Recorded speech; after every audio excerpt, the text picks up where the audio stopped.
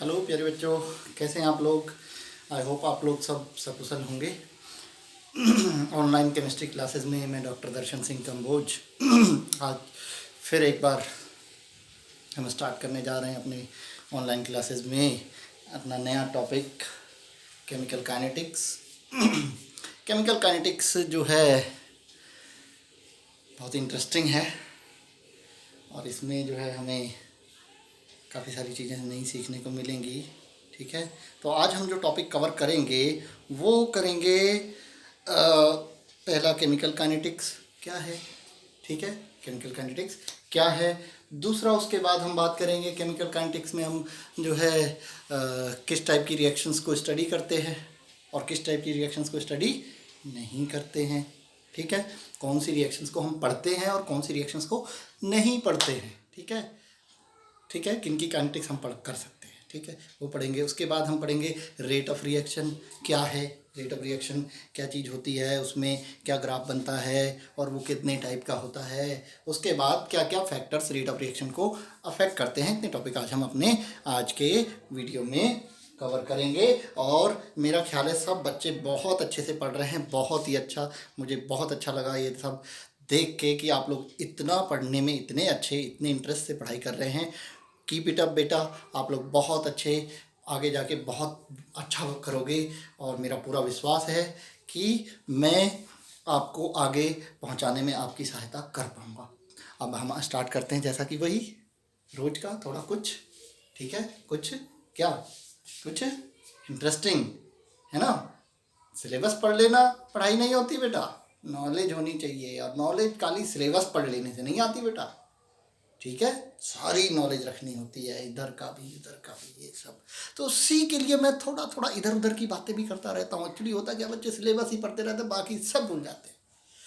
नहीं, सारा इधर का उधर का सब आगे पीछे सब याद होना चाहिए। ठीक है, इस बात का ध्यान रखेंगे। खाली सिलेबस ही सब कुछ नहीं है। ठीक है, तो सिलेबस तो पढ़ना ही है, उसके अलावा भी चीज़ें याद करनी है। देखिए अब क्या है, आज मैं आपको थोड़ी कुछ इंटरेस्टिंग टिप्स देने वाला हूँ। किससे रिलेटेड, स्ट्रक्चर ऑफ एटम से रिलेटेड। स्ट्रक्चर ऑफ एटम में हम nitrogen N2 1s2 2s2 2p3। ठीक है, नाइट्रोजन N नाइट्रोजन का इलेक्ट्रॉनिक एटॉमिक नंबर 7 होता है। Electronic configuration 1s2 2s2 2p3। तो ये तो सबसे पहले एक रूल बना जो क्वांटम मैकेनिकल थ्योरी है, उसके बाद से चीज़ें बदल गई और उसमें ये कॉन्सेप्ट आया कि इलेक्ट्रॉन जो है ऑर्बिट्स में ना रह के ऑर्बिटल्स में होते हैं और ऑर्बिटल्स अलग अलग होते हैं, एसपीडीएफ होते हैं।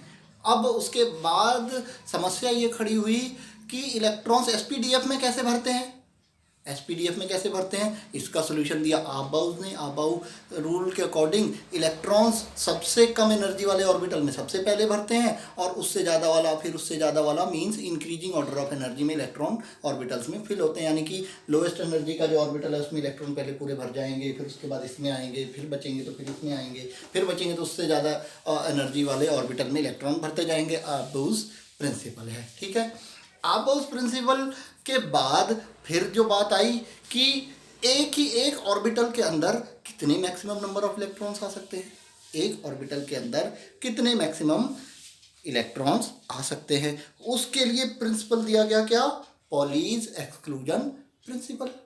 पॉलीज एक्सक्लूजन प्रिंसिपल क्या था, उसमें बात हुई थी पॉलीज एक्सक्लूजन प्रिंसिपल में कि एक ही एटम के किन्हीं दो इलेक्ट्रॉन्स की, any two electrons of same atom can not have same value of all four quantum numbers. मतलब किसी भी एक ही एटम के कोई भी दो इलेक्ट्रॉन ऐसे नहीं होंगे जिनकी चारों क्वांटम नंबर सेम हो। मैक्सिमम 3 सेम हो सकती हैं, चौथी अलग होगी जरूर, कोई भी हो सकती है, कोई भी अलग हो। यानी कि कोई दो इलेक्ट्रॉन्स भी ऐसे नहीं होंगे एक ही एटम के अंदर, कोई भी दो ऐसे नहीं होंगे जिनकी सारी चीज़ें सेम हो। जैसे एक ही घर के अंदर कोई भी दो लोग ऐसे ऐसे नहीं हो सकते जिनकी सारी चीज़ें सेम हो, भले ही वो जुड़वा क्यों ना हो, है ना, भले ही वो जुड़वा क्यों ना हो, कोई अंतर तो होगा दोनों में, है ना। वही चीज़ यहाँ पे अप्लाई होती है। तो इसका पॉलीज एक्सक्लूजन प्रिंसिपल का रूल से क्या हमें पता चला कि अगर हम एक ऑर्बिटल में दो ही इलेक्ट्रॉन भरते हैं और वो भी एक इधर रोटेट कर रहा है क्लॉकवाइज और दूसरा एंटी क्लॉकवाइज रोटेट कर रहा है, इस हिसाब से भर रहे हैं, तो ये एक्सक्लूजन प्रिंसिपल ऑबे हो रहा है, अदरवाइज नहीं हो रहा है। यानी कि हमें पता चल गया कि एक ऑर्बिटल में मैक्सिमम नंबर ऑफ इलेक्ट्रॉन्स कितने हो सकते हैं, 2 ही हो सकते हैं। फिलिंग की समस्या खत्म होती गई, पहले एनर्जी का अब उसका आ गया, फिलिंग की समस्या खत्म होती गई। अभी एक समस्या रह गई ये वाली, इस पे मैं इतना इसलिए बताया, आप लोग भूल गए होंगे, इसलिए मैंने थोड़ा सा रिवीजन दिया है आपको, ठीक है। तो अब देखिए इसमें ये एक ऑर्बिटल s है, ठीक है, ओके, एक ऑर्बिटल s है, s सब शेल में एक ही ऑर्बिटल होता है। इसमें ये 1s में 2 इलेक्ट्रॉन आ गए, 2s में भी 2 इलेक्ट्रॉन आ गए, ठीक है, एक ही ऑर्बिटल है, मैक्सिमम 2 ही आ सकते हैं, एक क्लॉकवाइज एक एंटी क्लॉकवाइज। यहाँ लेकिन 2p सब शेल में 3 ऑर्बिटल होते हैं, 2p सब शेल में 3 ऑर्बिटल होते हैं। अब समस्या ये खड़ी होती है कि ये जो 3 इलेक्ट्रॉन है बेटा, इन 3 को यहाँ कई तरीके से भर सकते हैं। कैसे? एक ऑर्बिटल में मैक्सिमम 2 आ सकते हैं, 2 यहाँ भर दिए, एक यहाँ भर दिया, ऐसे भी कर सकते हैं, ठीक है। मैं करता जाता हूँ, अब इस कंडीशन को मैं बताता हूँ आपको। देखिए मैं बताता हूँ कि ये क्या चक्कर है। देखिए ये हो गया, फिर हम क्या कर सकते हैं, ये और ये, फिर हम क्या कर सकते हैं, ये और ये, फिर हम क्या कर सकते हैं, ये और ये। बड़ा आप लोग सोच रहे होंगे सिली बातें हो रही हैं, या फिर ये भी हो सकता है, लेकिन ये बड़ा इंपॉर्टेंट है इसलिए मैं यहाँ बात कर रहा हूँ बेटा। ये भी हो सकता है, देखिए इसमें सारे एक साइड है, या ये भी हो सकता है, अभी तो बहुत चांसेस हैं, मैं सारे नहीं बनाऊंगा। ये भी हो सकता है कि सारे ऐसे हो, या ये सारे ऊपर को स्पिन कर रहे हैं यानी क्लॉकवाइज, सारे नीचे को स्पिन कर रहे हैं यानी एंटी क्लॉकवाइज। इसमें ये ऊपर है, ये नीचे है, ये ऊपर है, ऐसा कुछ आपको दे सकते हैं। आपको ऐसा क्वेश्चन दे दिया एक, और कहा कि बताइए कि इनमें से कौन सा ठीक है, इनमें से कौन सा ठीक है, सही है, ठीक है, कौन सा इलेक्ट्रॉनिक कॉन्फ़िगरेशन सही है, ठीक है। तो क्या आंसर होगा बेटा? मेरे ख्याल से आप लोग कहोगे कि ये वाला सही है, इतना तो आपको आता ही होगा। आप लोग कहोगे ये वाला सही है ना? कहोगे गलत आंसर है, ये सही नहीं है, गलत है, ये सभी सही हैं, all are correct, all are correct. अब यहाँ से मैं क्या समझाना क्या चाह रहा हूँ, all are correct, no one is wrong. मतलब 3 इलेक्ट्रॉन है, जैसे मेरे पास 3 कमरे हैं और 3 लोग हैं, उनकी मर्जी वो कैसे भी रहें, एक ही में तीनों घुस जाएं, यहाँ तो नहीं घुस सकते क्योंकि यहाँ तो एक रूल लगा रखा है, एक में 2 से ज़्यादा नहीं, लेकिन उनकी मर्जी है वो कैसे भी रहें, यानी कि सभी चीज़ें ठीक हैं। लेकिन अब बात का फ़र्क है, अगर आपसे पूछा जाता है कौन सा सही है तो आप कहेंगे सभी सही है, लेकिन अगर आपसे पूछा जाता है ग्राउंड स्टेट में कौन सा सही है, तब ये सही है। ग्राउंड स्टेट में यानी लोएस्ट एनर्जी स्टेट में कौन सा सही है, तो ये सही है। जैसे आपसे कहा जाए 3 लोग हैं, 3 कमरे हैं, वो लोग सबसे बढ़िया खुशी वाली स्थिति में कैसे रहेंगे, उनमें सब अलग अलग रहेंगे, है ना, ठीक है। लेकिन यहाँ अलग अलग रहने के बाद भी एक शर्त और है, देखिए ये भी सब अलग अलग हैं एक एक, लेकिन ये नहीं है सही। क्यों? क्योंकि सभी की खोपड़ी एक ही साइड को होनी चाहिए, या तो इधर या इधर। यानी कि अगर पूछा जाए ये सही है या ये सही है, तो आप ये नहीं कह सकते कि ये ज़्यादा सही है ये कम सही है, दोनों बराबर सही है, ठीक है, दोनों बराबर ठीक हैं।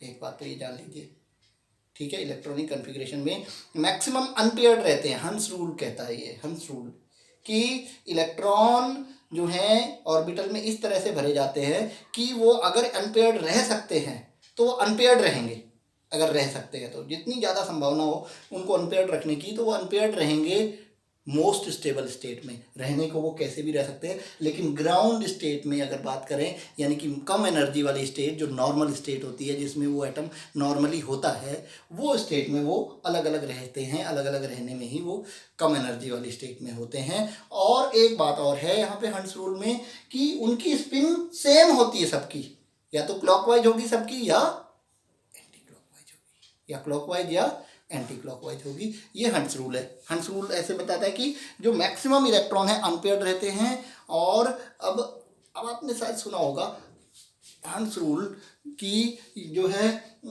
इसको हिंदी में कहते हैं हुंड का अधिकतम बहुलता का नियम, या फिर वैसे कहते हैं हुंस rule of maximum multiplicity, maximum multiplicity. अब मेरे ख्याल से किसी ने अभी आपको बताया नहीं होगा कि ये मल्टीप्लिसिटी क्या है।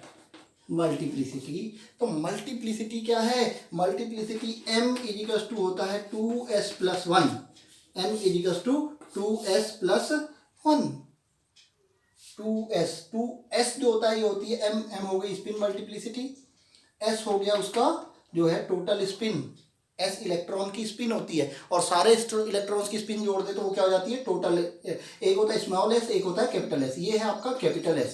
कैपिटल S होती है सारे इलेक्ट्रॉन्स की स्पिन का सम, सारे इलेक्ट्रॉन्स की स्पिन को आप जोड़ देंगे तो ये जो है S बन जाएगा। अब देखिए स्पिन को जोड़ते, जैसे इसकी स्पिन कितनी है, ऊपर को होता है तो उसकी प्लस हाफ होती है, नीचे को होता है तो माइनस हाफ प्लस हाफ, ठीक है। ये plus half plus half plus half, तो आप 1/2 1/2 1/2 जोड़ दे तो क्या हो जाएगा 3/2। ऐसे ही इसका भी आएगा, इसका प्लस का आएगा, इसका माइनस का, साइन हम नहीं लेते, इसका 1/2 1/2 1/2, इसका भी आएगा 3/2, ठीक है, ये भी 3/2। लेकिन ये प्लस का 1/2 माइनस का 1/2 कैंसिल, प्लस का 1/2 यानी कि यहाँ इसकी टोटल स्पिन क्या होगी 1/2, यहाँ प्लस माइनस कैंसिल, यहाँ कितनी बचेगी 1/2, यहाँ s की वैल्यू टोटल स्पिन, यहाँ भी ये कैंसिल तो कितना बचेगा 1/2, यहाँ ये क्लॉकवाइज और ये एंटी क्लॉकवाइज कैंसिल, क्लॉकवाइज और एंटी क्लॉकवाइज कैंसिल, तो बचा क्या 1/2। ये सबकी s की वैल्यू है, कैपिटल S टोटल स्पिन।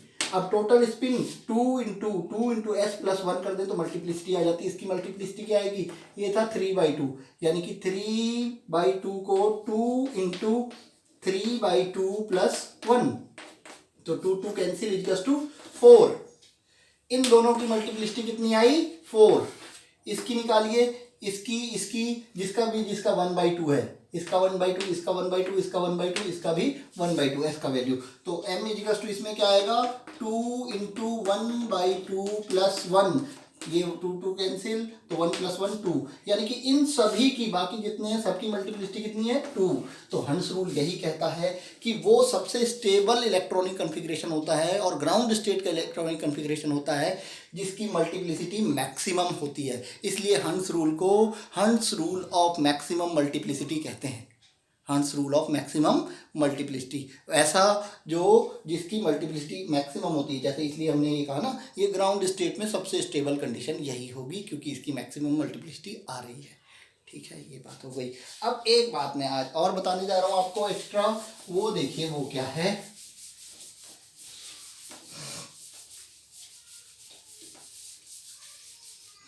जैसे मैंने बताया इसके कई सारे बनाए, ये जैसे आपका था P3 2p3, यानी कि 2p3 को हम ये 3 इलेक्ट्रॉनों को 3 ऑर्बिटलों में भरना है, ठीक है, 3 इलेक्ट्रॉनों को 3 ऑर्बिटलों में भरना है, तो कितनी तरीके से भर सकते हैं, ये क्वेश्चन आता है कि P3 में ये 3 इलेक्ट्रॉन इन 3 ऑर्बिटल में कितनी तरीके से रह सकते हैं। इसके लिए स्पेसिफिक टर्म होता है माइक्रोस्टेट्स, क्या स्पिन माइक्रोस्टेट्स, स्पिन माइक्रोस्टेट्स, ठीक है। स्पिन माइक्रोस्टेट्स मतलब जैसे मैंने यहाँ पे ऐसे भरा, पहले 2 एक साथ, फिर एक, तो 4-5 बनाए ना अलग अलग, उसमें एक मैंने कहा ये सबसे ज़्यादा जो है स्टेबल है, ठीक है। तो वो सब अलग अलग क्या थे स्पिन माइक्रोस्टेट, कितने बनाए थे, लगभग मैंने 5-7-8 बनाए थे बॉक्सेज ना, तो वो हर एक को एक स्पिन माइक्रोस्टेट्स कहा जाता है, स्टेट कहा जाता है। तो स्पिन माइक्रोस्टेट्स कितनी होंगी ये क्वेश्चन आता है कि आपसे पूछ लिया जाएगा कि 3D4 की कितनी स्पिन माइक्रोस्टेट्स होंगी या 3D2 की कितनी स्पिन माइक्रोस्टेट्स होंगी। तो अब देखिए कितनी होंगी, यहाँ पे देखते हैं, देखिए स्पिन माइक्रोस्टेट्स का फॉर्मूला होता है n factorial over r factorial into n minus r factorial, formula याद कर लीजिए, n factorial over r factorial into n minus r factorial, ठीक है। तो ये n और r है, क्या n और r है, देखिए ये p है, p ऑर्बिटल में मैक्सिमम नंबर ऑफ इलेक्ट्रॉन्स कितने भरे जा सकते हैं 6, p ऑर्बिटल में सबसे ज़्यादा इलेक्ट्रॉन जो भरे जा सकते हैं, कितने भरे जा सकते हैं? 6। तो n इक्वल्स टू 6 हो गया, लेकिन हैं कितने 3।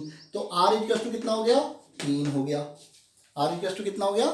3। ठीक है, तो अब देखिए n की वैल्यू लगाइए, r की वैल्यू लगाइए, तो n फैक्टोरियल यानी कि 6 फैक्टोरियल। और फैक्टोरियल का मतलब होता है, ये फैक्टोरियल का निशान है, फैक्टोरियल का मतलब होता है 6 फैक्टोरियल है, तो मतलब 6 गुणा 5 गुणा 4 गुणा 3 गुणा 2 गुणा 1 तक ले जाते हैं। 6 फैक्टोरियल का मतलब 6 से छोटे जितने नंबर हैं उन सबको मल्टीप्लाई करना होता है। ठीक है, यहाँ r फैक्टोरियल यानी कि 3 फैक्टोरियल, 3 गुणा 2 गुणा 1। यहाँ n माइनस आर कितना बचा? 3, 6 माइनस 3 बचा, फिर से 3 गुणा 2 गुणा 1। गुणा करने की जरूरत नहीं है बेटा, नहीं करेंगे। ये देखिए ये कट जाएंगे। ठीक है, ये कट जाएगा, ये आ गया आपका 2 बार और ये आ गया 2 बार, 5 चक्को 20, यानी कि 20 स्पिन माइक्रोस्टेट्स हो सकती हैं। यानी कि P3 के जो मैंने बनाए थे ना, बनाने के तरीके कितने हो सकते हैं? 20 हो सकते हैं। जो मैं अभी बॉक्सेस बना रहा था ना, ऐसे भी भर सकते हैं और ऐसे भी भर सकते हैं, ऐसे ये भर सकते हैं और ऐसे ये भर सकते हैं। तो कितने तरीके हो सकते हैं ऐसे भरने के? 20 तरीके हो सकते हैं। बना के कर पाना पॉसिबल नहीं है कि आप सही नंबर बता दें, तो इसके लिए फॉर्मूला ही है। तो आप ये घर पे करना, ये D2 वाला। ठीक है, D2 वाला बाद में आप इसको करेंगे प्रैक्टिस। ठीक है, तो ये मैं बात करूँगा अब अगली अपने टॉपिक की, केमिकल काइनेटिक्स की। ठीक है, तो केमिकल काइनेटिक्स, ओए होए ये तो लंबा हो गया आज। केमिकल काइनेटिक्स,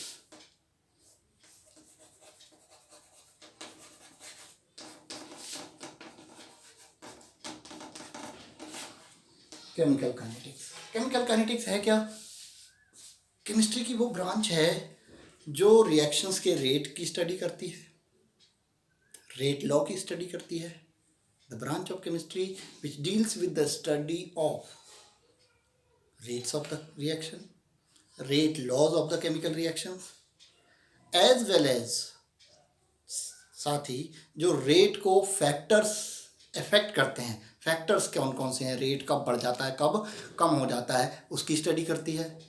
ठीक है, उसके साथ में जो सबसे इम्पोर्टेंट है वो है आपका जो रिएक्शन का मैकेनिज्म ऑफ केमिकल रिएक्शन जो है उसकी स्टडी जो करती है वो कौन सी ब्रांच ऑफ केमिस्ट्री करती है? Chemical kinetics. जैसे इस रिएक्शन का मैकेनिज्म क्या है, इसकी क्रियाविधि क्या है, कैसे हो रही है और कितने स्टेप्स में हो रही है। आपने सुना होगा कोई रिएक्शन एक स्टेप में होती है, कोई 2 स्टेप में होती हैं, कोई कई सारे स्टेप्स में होती हैं। कैसे पता चलेगा कि ये एक में हो रही? तो with the help of chemical kinetics. तो chemical kinetics is a branch of chemistry which deals with, chemical kinetics is a branch of chemistry which deals with rate of reaction। ठीक है, रेट ऑफ रिएक्शन। ठीक है, दूसरा rate law of reaction.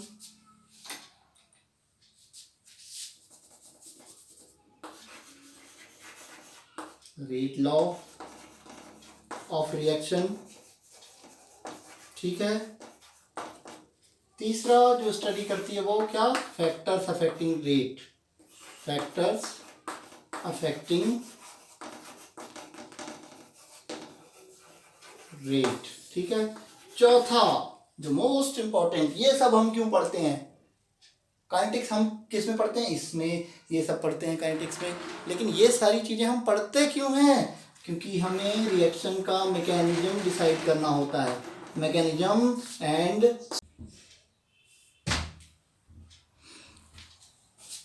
Mechanism और steps of the reaction, कितने step की reaction है, तभी स्टेप्स पता चलेंगे, तभी मैकेनिज्म पता चलेगी। ठीक है, स्टेप्स जब तक पता नहीं चलेंगे तब तक मैकेनिज्म पता नहीं चलेगी। ये सब केमिकल काइनेटिक्स पढ़ने का मेन रीजन है। और रेट ऑफ रिएक्शन आपका क्या है इसकी बात करेंगे, रेट लॉ क्या है इसकी बात करेंगे, factors affecting rate of reaction क्या है, कब ज़्यादा हो जाता है, कब कम हो जाता है, टेम्परेचर का क्या फ़र्क पड़ता है, ये सारी बातें हम करेंगे। उसके बाद मैकेनिज्म कैसे डिसाइड करते हैं, ये बातें हम अपने इसमें वीडियो सेशन में करने जा रहे हैं। आज नहीं, आज हम थोड़ा सा इंट्रोड्यूसरी ही कर रखेंगे। इसके बाद हम किन रिएक्शंस की काइनेटिक्स स्टडी करते हैं किन रिएक्शंस की काइनेटिक्स स्टडी करते हैं। दो तरह की रिएक्शंस होती हैं बेटा, ठीक है, दो तरह की रिएक्शंस होती हैं। एक वो जो तुरंत हो जाती है, फास्ट, मतलब एक रिएक्शन हम कह सकते हैं फास्ट और एक हम कह सकते हैं स्लो। एक और भी होती हैं जो वेरी स्लो होती हैं, मतलब उसके कंप्लीट होने में कई साल लग जाते हैं। मतलब जैसे आपको मालूम है पॉलीथीन होती है ना, पॉलीथीन क्यों प्रॉब्लम है, अगर कहीं पड़ी भी है एनवायरनमेंट में तो उसको गलने में कई साल लग जाते हैं। गलने में रिएक्शन तो होती ही होगी कुछ, लेकिन वो रिएक्शन होने में कितने कई साल लग जाते हैं। तो वो रिएक्शन कौन सी हो जाती हैं, वेरी स्लो, ठीक है, वेरी स्लो हो जाती हैं, ठीक है, ओके। तो बहुत फास्ट रिएक्शंस की मैकेनिज्म की कोई बात नहीं करेगा, इनकी मैकेनिज्म की कोई बात नहीं होगी। कैसे होती है मैकेनिज्म, जैसे कि इनऑर्गेनिक रिएक्शन जितनी होती हैं, for example NaOH plus HCl arrow NaCl plus H2O, ये रिएक्शन की मैकेनिज्म की कोई बात नहीं होगी। क्यों नहीं होगी, क्योंकि ये फास्ट रिएक्शन है, इंस्टेंटेनियस, तुरंत हो जाती है, पूरा मिलाते ही आपने NaOH HCl डाला तुरंत ही बन जाएंगे, कोई मैकेनिज्म का मतलब ही नहीं है, ठीक है। तो फास्ट जो रिएक्शंस होती हैं उनका मैकेनिज्म या काइनेटिक्स की स्टडी नहीं कर सकते हम, बहुत फास्ट हो जाती हैं तो उसमें रेट निकालना पॉसिबल नहीं है। रेट कैसे निकालोगे, कोई चीज़ यहाँ से चली झट से दूसरी जगह पहुँच गई, झट से अमेरिका पहुँच गई, कैसे रेट निकलेगा, टाइम टेकन तो बिल्कुल जीरो के बराबर है, तो आप कैसे रेट डिसाइड करोगे, नहीं हो पाएगा। चलिए हम इसका कर सकते हैं, जो स्लो रिएक्शंस होती हैं जनरली इनको मॉलिक्यूलर रिएक्शंस कहते हैं, स्लो रिएक्शन, मॉलिक्यूलर रिएक्शन। जो ये मॉलिक्यूलर रिएक्शंस होती हैं ये स्लो रिएक्शंस होती हैं और इन्हीं की मेनली केमिकल काइनेटिक्स स्टडी की जाती है, क्योंकि इनका मैकेनिज्म कॉम्प्लिकेटेड होता है कि पहले क्या हुआ, फिर उसके बाद क्या हुआ, फिर उसके बाद के बाद क्या हुआ, फिर प्रोडक्ट कैसे बन गया, ये सारी मैकेनिज्म, पहले ये रिएक्ट की ये बना, फिर इससे ये बना, फिर इससे ये बन के फिर फाइनली प्रोडक्ट बना, ये सब मैकेनिज्म कैसे काम करता है, ये सब उसकी पहले काइनेटिक्स स्टडी करनी पड़ेगी, तब मैकेनिज्म डिसाइड होगा। इवन कुछ केसेस में वेरी स्लो रिएक्शंस की भी काइनेटिक स्टडी कर सकते हैं, लेकिन नहीं करते हैं, वेरी स्लो का भी काइनेटिक्स की कोई स्टडी की ज़रूरत नहीं है। तो हम जो स्लो रिएक्शंस हैं जो 1 घंटा, आधा घंटा, एटलीस्ट 20 मिनट भी पूरे, 10 मिनट भी पूरे होने में लेती है, उसकी हम काइनेटिक स्टडी कर सकते हैं। फास्ट नहीं कही जाएगी ये रिएक्शन, स्लो में आएंगी। फास्ट कौन कही जाएंगी, मिलाया 1 सेकेंड, 2 सेकेंड, 3 सेकेंड में रिएक्शन पूरी हो गई, नथिंग, ठीक है। तो किनकी हम केमिकल काइनेटिक्स स्टडी करते हैं बेटा, किनकी, कौन सी रिएक्शंस की, जो स्लो होती हैं। और केमिकल काइनेटिक्स है क्या, जो रेट ऑफ रिएक्शन। काइनेटिक्स का मतलब है स्पीड, कितनी, जैसे A एक रिएक्टेंट है, ये B प्रोडक्ट में कन्वर्ट हो रहा है, तो कितने टाइम में कितना A B में बदल गया, कितने टाइम में कितना A B में बदल गया। टाइम और B में बदलने का जो प्रोसेस है, यानी कि स्पीड से मतलब है, A के B में बदलने की स्पीड, ठीक है, B के बनने की स्पीड, A के ख़त्म होने की स्पीड, A धीरे धीरे रिएक्टेंट ख़त्म होता जाएगा, B बनता जाएगा। तो इन दोनों के, इसके ख़त्म होने की स्पीड, इसके बनने की स्पीड की जो स्टडी होगी वो किस में होगी, केमिकल काइनेटिक्स में। अब हम बात करेंगे रिएक्शन रेट की, ठीक है। ये सब समझ में आया, हाँ आ गया, ठीक है। नहीं आया तो कमेंट बॉक्स में आप मुझे बताइए, कोई दिक्कत है, कोई प्रॉब्लम है, एनी टाइम आप मुझसे बात करिए, मुझे बताइए, कोई भी प्रॉब्लम है आप प्लीज़ मुझे बताइए, लेकिन पढ़िए, ठीक है, पढ़ो बेटा, ठीक है। ये लॉकडाउन की सिचुएशन चल रही है, इसमें आप अगर पढ़ना छोड़ देंगे तो पढ़ने की आदत बिल्कुल ख़त्म हो जानी है। इसमें आप पढ़ना नहीं छोड़ेंगे, पढ़ते रहेंगे, खाली हैं आप घर पे, कोई काम नहीं है तो आप पढ़िए, ठीक है। तो इसी के लिए मैं इतना जो है प्रयासरत हूँ कि आपको पढ़ने का। तो rate of reaction, rate of reaction, rate of reaction, let me consider a reaction in which reactant A is being converted into product B। ये आपका रिएक्टेंट हो गया और ये आपका प्रोडक्ट हो गया, ठीक है। Reactant is being converted into product. तो मान लेते हैं कि किसी टाइम पे जब आप ये रिएक्शन शुरू कर रहे थे, उस टाइम T1 था और इसकी कंसंट्रेशन A1 थी। इसकी कुछ कंसंट्रेशन होगी ना रिएक्शन मिक्सचर में, रिएक्शन मिक्सचर में जब शुरू में टाइम T1 था, आपने टाइम नोट किया, इतना टाइम है, ठीक है, इतने टाइम पे इसकी कंसंट्रेशन A1 थी। अब आपने कुछ देर बाद टाइम जब T2 हो गया, अब इसकी कंसंट्रेशन पता चली A2 हो गई, ठीक है, तो इसकी कंसंट्रेशन भी तो बदल रही होगी। तो मान लीजिए इस टाइम T1 पे इसकी कंसंट्रेशन B1 थी और T2 पे ये B2 हो गई। देखिए अब होगा क्या, शुरू में ये A1 ज़्यादा होगा क्योंकि रिएक्टेंट शुरू में ज़्यादा होता है, धीरे धीरे वो B में बदल जाएगा, यानी कि ये कम होता जाएगा। तो ये A1 ज़्यादा होगा, A2 कम होगा, ये ज़्यादा होगा, ये कम होगा, क्योंकि धीरे धीरे ये ख़त्म होता जाएगा, ठीक है। अब शुरू में ये धीरे धीरे बनेगा, यानी शुरू में B1 कम होगा और कुछ टाइम बाद B2 बढ़ जाएगा। बात समझ में आ रही है? नोट्स बनाते रहना, ठीक है। तो अब जो है रेट इज इक्वल टू क्या होगा, रेट, इसका rate change of concentration upon time taken. Rate is equal to होता है चेंज या रेट ऑफ रिएक्शन कहें पूरा, rate of reaction is equal to क्या होता है, चेंज ऑफ कंसंट्रेशन किसकी, या तो रिएक्टेंट की या प्रोडक्ट की, change of concentration of reactant और प्रोडक्ट। मैंने R और P लिखा है, R का मतलब क्या है, रिएक्टेंट, और P का मतलब क्या है, product.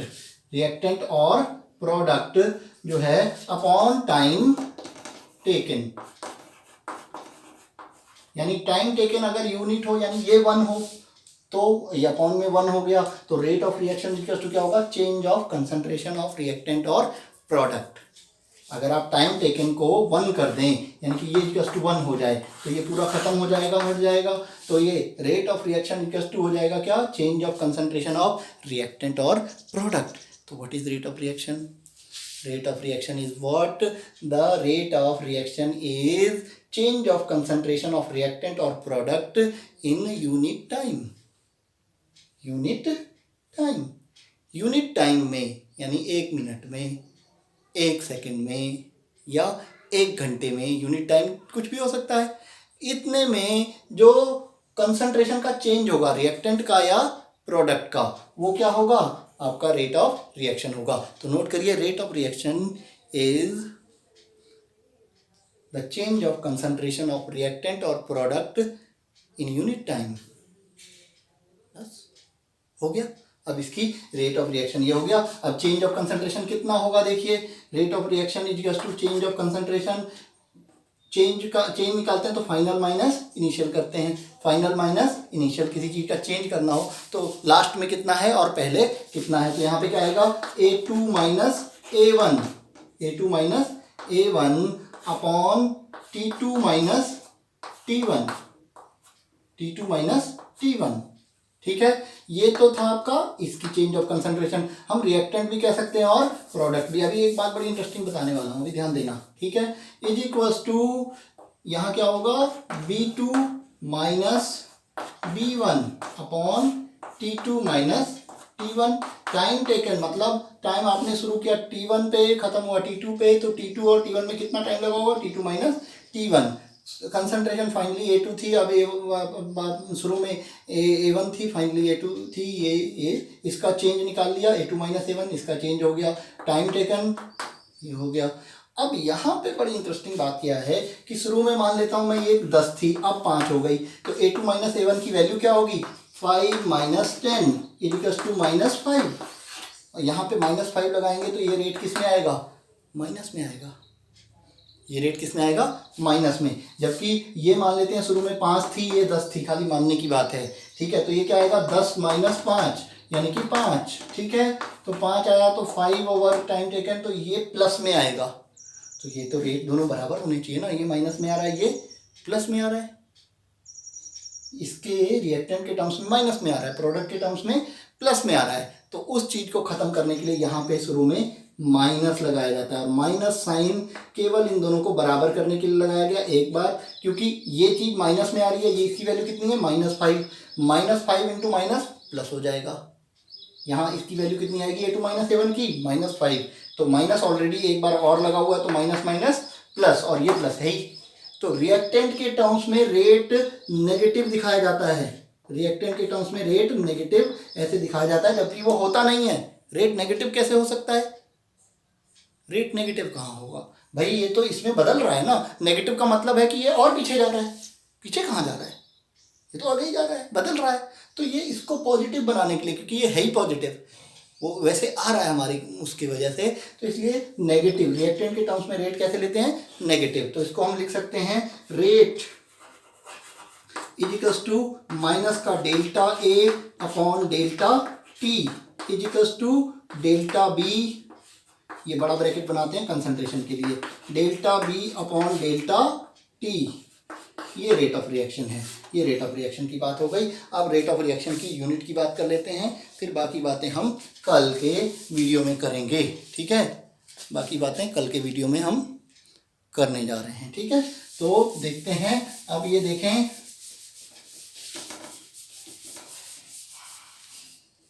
Unit of rate of reaction. तो रेट इज इक्वल्स टू क्या था, rate is equals to change of concentration, यानी कि ऊपर क्या है कंसंट्रेशन, और अपॉन टाइम, और कंसंट्रेशन की यूनिट क्या होती है मोल पर लीटर, यानी कि मोल पर लीटर, ये तो आ गया कंसंट्रेशन। और टाइम की यूनिट क्या होती है सेकंड, सेकंड इनवर्स, या सेकंड इनवर्स के बदले क्या हो सकता है मिनट इनवर्स, या आवर इनवर्स, यानी कि मोल पर लीटर मिनट इनवर्स, या मोल पर लीटर आवर इनवर्स, ये कुछ भी हो सकती हैं रेट की यूनिट्स, ठीक है।